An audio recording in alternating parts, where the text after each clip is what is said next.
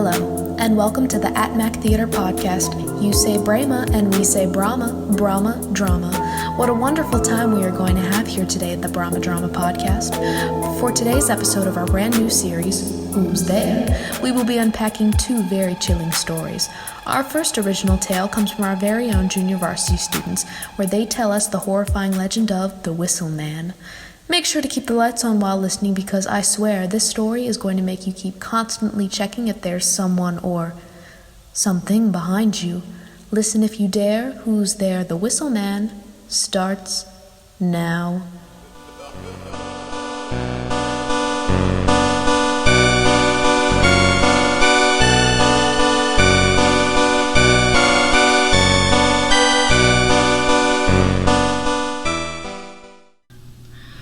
Welcome to the Mac Drama Podcast. Ready to be scared?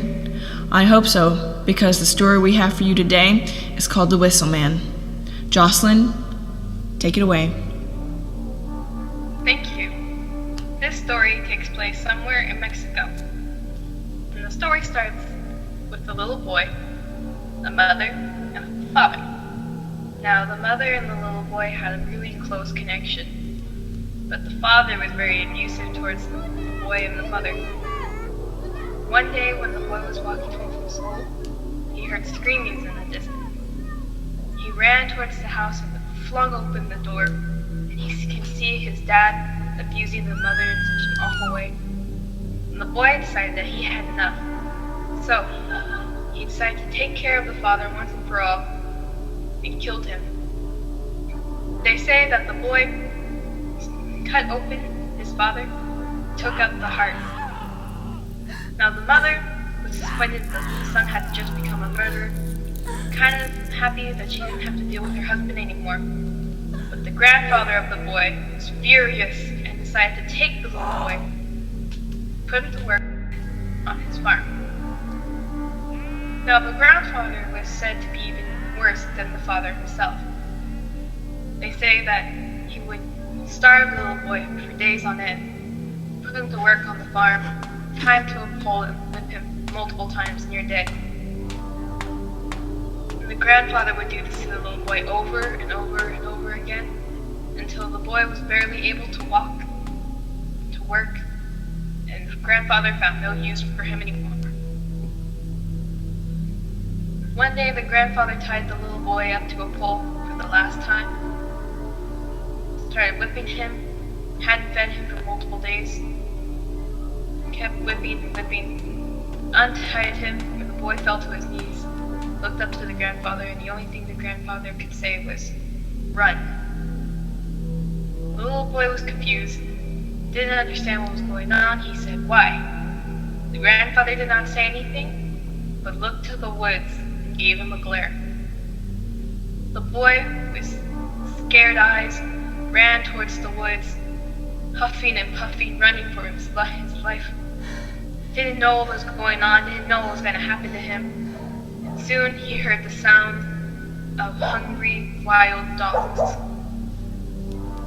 Back on the farm, the grandfather went to the shed and released a pack of dogs that had not been fed for multiple days. He released them to set off and chase the little boy. Soon, the boy would be no longer. When the boy was running in the woods, he could hear the dogs getting closer and closer and closer. So the boy tried to drown out the sounds of the dogs by whistling a tune, Do, Re, Mi, Fa, Sol, La, Ti, Do, over and over and over again. Some say you could hear the little boy whistling the tune until it faded off and you could hear it no more. Legend has it that the boy turned into a tall, skinny man with long arms and legs, a straw hat, and a bag of cones that he would carry with him. They say that the Whistle Man stalks the dead of nights in the streets of Mexico, hunting and lurking, searching for his next victim. They say that he hunts the man that abuses his girlfriend's wife or just hurts women in general. They say that the louder the sound of a whistle, the farther away he is. People get freaked out because of this and they run away from the sound, but really they're running towards their death. They say when the sound gets softer and you can barely hear it, it means to get right behind you. People have said that men that go missing because of the whistle man pop up days later, with their guts cut open and their hearts taken out. Wow. Thank you, Jocelyn. And be warned, if you ever hear a whistle in the distance, run.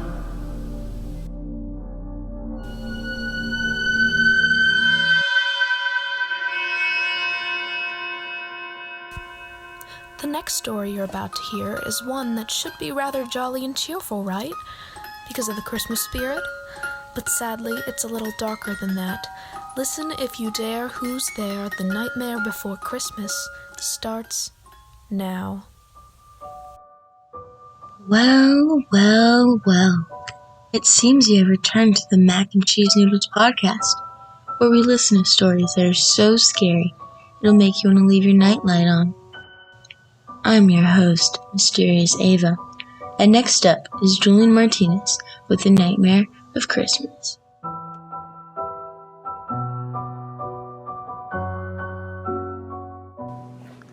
On Christmas night, it was a white Christmas.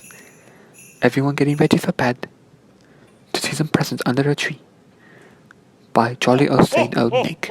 But this year, it was going to be different. You see, there's a thing called being on a nice or naughty list. Do something good, get a present. But do something bad.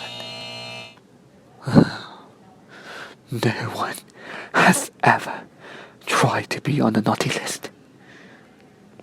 Two brothers have been very naughty this year, and not once did they ever try to be good. Anyways, there is no way to become from bad to good, since Christmas was around the corner. As they prepare to get ready for bed and expect to see some presents under a tree because they are very spoiled, their mum cries before going into their room, knowing that they're not gonna survive through the night. Their mum goes into their room, kisses them on the forehead. Before leaving the room, she says, "Good night, boys. Mummy loves you," as she turns off the lights and closes the door. Soon after, the two brothers fall asleep. As snow falls during the night, making the snow whiter than ever, something in the shadow lurks around the corner in the neighborhood. His horns looking all pointy, and his laugh just makes you want to pee your pants. He approaches a house that looks quite familiar. And it is familiar because it belongs to the boys. He quietly enters a house, going up the stairs.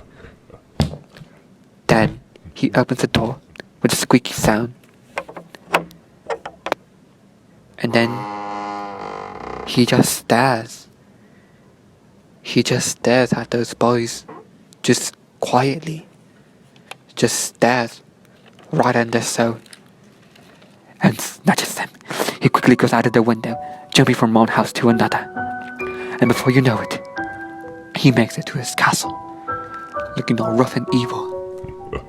Heck, it didn't even look like it was at the North Pole. More like at the South Pole. And not even elves, looking all happy, or reindeer, or snowman, or candy canes. No, this was different. This is not your average North Pole. He places the children on the dinner table, like he's getting ready for dinner. Then the children wake up, not knowing where they are. One of them looks back, seeing the big monstrosity drooling at them. he pokes his brother and whispers to him, Krampus.